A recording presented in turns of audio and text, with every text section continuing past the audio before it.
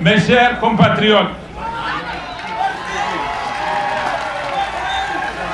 je voudrais, en cet instant si singulier, rendre grâce à Dieu, le Tout-Puissant, pour sa décision de me confier la charge la plus lourde dont il peut gratifier un homme. Nous venons en effet de terminer ce long cycle électoral par l'organisation le dimanche 21 février 2021 du second tour de l'élection présidentielle. Les résultats provisoires publiés par la Commission électorale nationale indépendante me créditent de 55,75% des suffrages exprimés et font ainsi de moi le nouveau président de la République élu. Avec beaucoup d'émotion que je prends acte de cet état de fait. C'est aussi avec autant d'humilité que je rends hommage au peuple du Niger.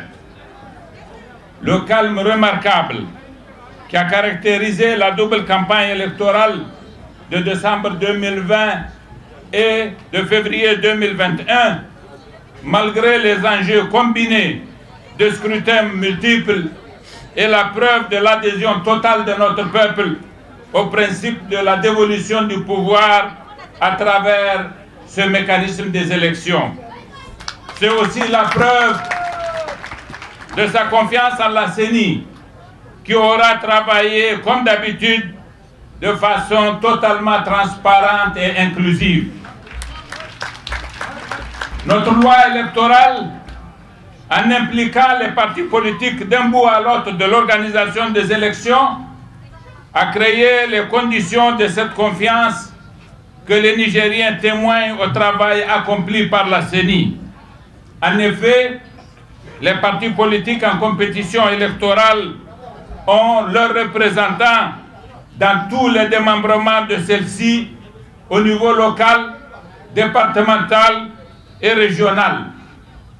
Qui plus est, chaque candidat du second tour de l'élection présidentielle désigne à travers ses représentants locaux le président ou le secrétaire de chaque bureau de vote. En outre, chaque candidat désigne un délégué dans chaque bureau de vote. Cette double représentation paritaire des candidats dans tous les bureaux de vote est un gage de transparence et un moyen de lutte efficace contre toute forme de fraude.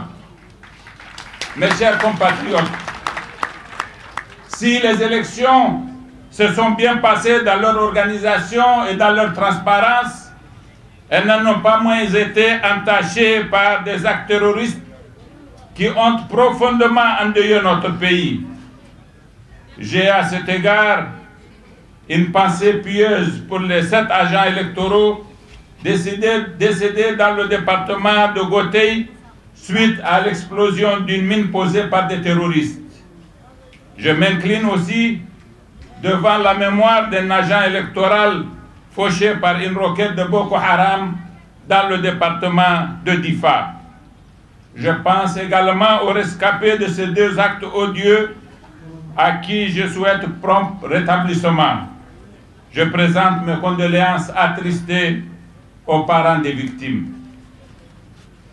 Ces événements auxquels je viens de faire allusion nous rappellent l'urgence et l'énormité du défi que constitue le combat contre le terrorisme. Ce combat, je le mènerai avec méthode et détermination, parce que pour avoir assidûment fréquenté durant ces 8 derniers mois les populations, je sais que partout où prévaut l'insécurité, c'est le premier besoin qu'elles expriment et qu'ils nous demandent de régler. Aussi, dans la hiérarchie de mes actions futures, la sécurité aura-t-elle une place prépondérante? Une fois investi président de la République, après le jugement de la Cour constitutionnelle, je m'appuierai sur ma majorité parlementaire forte de 129 députés pour former un gouvernement que je mettrai au travail de façon immédiate. Je consoliderai ainsi que le dit mon slogan de campagne, le travail accompli pendant 10 ans sous l'autorité du président Issoufou Mahamadou, et j'avancerai dans le sens des objectifs que j'ai soumis au peuple dans le cadre de mon programme électoral. La gouvernance que je mettrai en œuvre sera riche de l'expérience de nos succès, mais aussi des leçons que j'ai tirées de nos échecs. Je connais parfaitement mon pays, j'ai une grande connaissance de l'État. Je me sens en état d'assumer cette fonction que le peuple a décidé de me confier.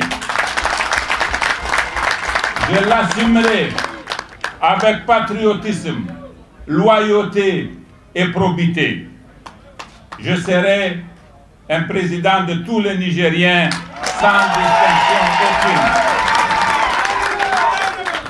Mes chers compatriotes, je voudrais pour terminer remercier vivement le président Issoufou Mahamadou pour le travail qu'il a accompli au profit de notre pays et surtout pour sa loyauté à son égard. Il vient de nous permettre de réaliser quelque chose d'inédit. Le Niger le lui devra pour l'éternité. Il est définitivement rentré dans l'histoire et je suis très fier des hommages que lui rend le monde entier. Je voudrais saluer les leaders des partis qui m'ont apporté leur soutien précieux et qui ont facilité ma victoire. Je leur serai loyal et ce sera dans la loyauté commune vis-à-vis de notre pays que nous travaillerons ensemble pour assurer son progrès ainsi que la prospérité des populations. Cela passe avant tout, ai-je besoin de le rappeler, de la promotion d'une gouvernance toute d'éthique en vue notamment de lutter contre la pauvreté, de réhabiliter notre système éducatif, de former les jeunes et de lutter contre le chômage.